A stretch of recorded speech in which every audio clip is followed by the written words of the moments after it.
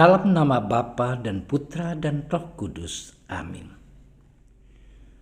Allah yang Maha Kuasa, Engkau telah memberi kami sabda-Mu sebagai lampu penuntun langkah kami dan obor penyuluh jalan kami. Lewat Roh-Mu yang kudus, berikanlah kami telinga yang rela mendengarkan dan hati yang ingin tahu kehendak-Mu, supaya kami dapat menikmati sukacita dalam firman-Mu. Demi Kristus sabda-Mu yang hidup dan berkuasa, bersama Dikau dan Roh Kudus, kini dan sepanjang segala masa. Amin.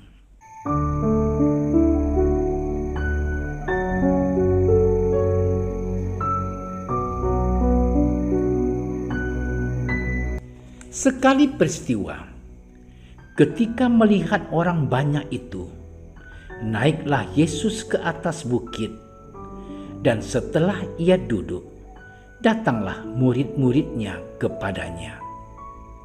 Maka Yesus pun mulai berbicara dan mengajar mereka, katanya, "Berbahagialah orang yang miskin di hadapan Allah, karena merekalah yang empunya kerajaan surga. Berbahagialah orang yang berduka cita, karena mereka akan dihibur. Berbahagialah orang yang lemah lembut, karena mereka akan memiliki bumi. Berbahagialah orang yang lapar dan haus akan kebenaran, karena mereka akan dipuaskan. Berbahagialah orang yang murah hatinya, karena mereka akan beroleh kemurahan. Berbahagialah orang yang suci hatinya, karena mereka akan melihat Allah. Berbahagialah orang yang membawa damai, karena mereka akan disebut anak-anak Allah. Berbahagialah orang yang dianiaya oleh sebab kebenaran, karena merekalah yang empunya kerajaan surga. Berbahagialah kamu jika karena aku kamu dicela dan dianiaya, dan kepadamu difitnahkan segala yang jahat. Bersukacita dan bergembiralah, karena upahmu besar di surga." Demikianlah sabda Tuhan.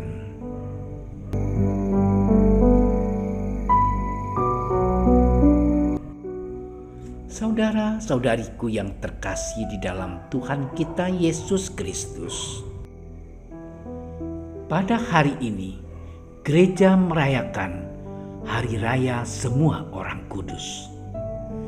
Barangkali kita mengira bahwa kekudusan hanya merupakan sesuatu yang dianugerahkan Tuhan kepada orang-orang tertentu saja. Kita lupa bahwa sebenarnya kita semua dipanggil untuk menjadi kudus. Menjadi kudus pada zaman sekarang bukanlah hal yang mustahil. Dalam seruan apostoliknya Gaudete et Exsultate, Paus Fransiskus berkata, "Bersukacitalah dan bergembiralah." Beliau mengajak kita merenungkan apa arti menjadi kudus menurut Yesus, berdasarkan sabda bahagia yang disampaikannya. Yesus bersabda, "Berbahagialah." Kata berbahagialah bukanlah perintah atau harapan, tetapi pernyataan. Yesus menegaskan bahwa mereka yang mempunyai 8 kualitas diri adalah orang-orang yang berbahagia. Pertama-tama, Yesus menyatakan berbahagialah mereka yang miskin di hadapan Allah. Artinya, semua orang yang mengandalkan dan bergantung pada Allah dinyatakan berbahagia karena mereka boleh menikmati buah dari kehadiran Allah. Kedua, berbahagialah mereka yang berduka. Artinya, semua orang yang berduka karena disingkirkan dan kehilangan haknya di dunia ini akibat iman mereka, mereka akan dihibur oleh Allah sendiri. Ketiga, berbahagialah mereka yang lemah lembut. Dalam masyarakat yang selalu memperebutkan kehormatan dan harga diri, Yesus justru menyebut bahagia orang yang lemah lembut, bukan orang yang mencari konflik dan pertentangan. Mereka itulah yang akan mendapat kehormatan dan kelimpahan dari Allah. Keempat, berbahagialah orang yang lapar dan haus akan kehendak Allah.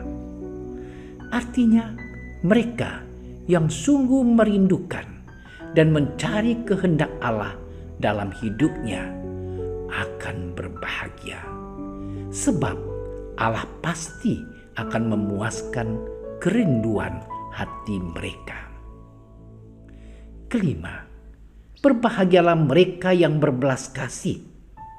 Artinya, mereka yang mengasihi dan mengampuni sesamanya akan juga dikasihi dan diampuni Allah.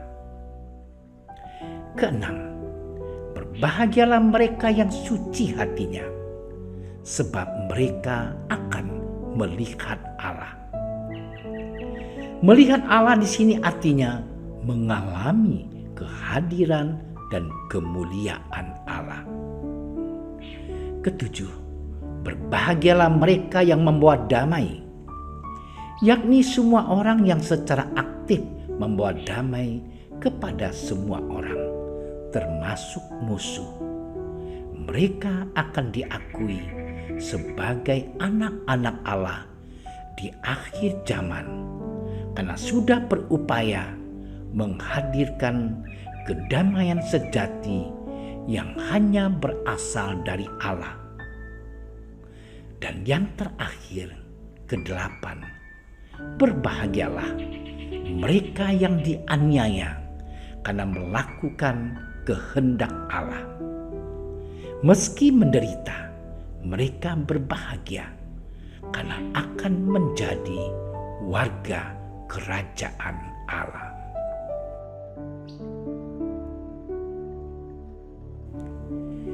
Ya Tuhan, semoga para kudus menjadi teladan bagi kami dalam melaksanakan 8 sabda bahagia, agar kelak bersama dengan mereka kami dapat senantiasa memuji dan memuliakan Engkau dalam kebahagiaan surgawi.